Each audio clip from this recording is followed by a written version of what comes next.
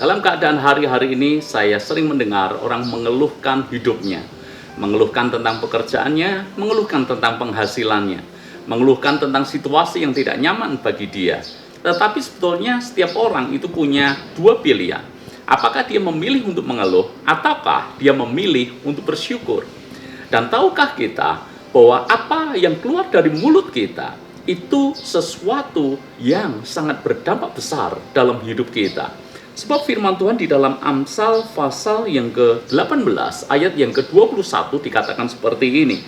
Hidup dan mati dikuasai lidah. Siapa suka menggemakannya akan memakan buahnya. Kalau dalam situasi seperti ini, perkataan kita hanyalah sesuatu yang negatif terus, maka itulah yang akan terjadi dalam hidup kita. Sebab firman Tuhan berkata, siapa yang menggemakannya atau menyuarakannya, maka dia akan memakan buahnya.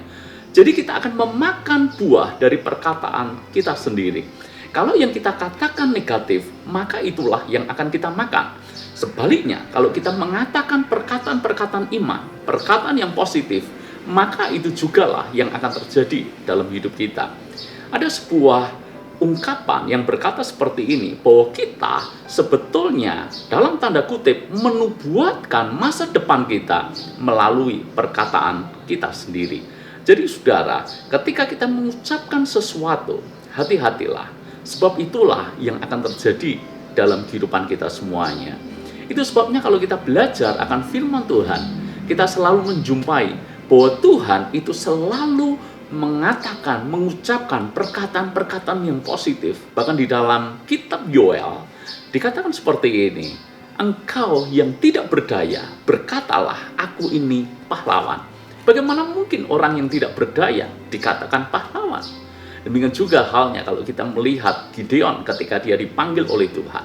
Gideon sedang takut bersembunyi, tapi bagaimana mungkin malaikat Tuhan berkata menjumpai Gideon, hai, engkau pahlawan yang gagah berani. Bukankah dia takut? Tapi kenapa Tuhan berkata pahlawan yang gagah berani?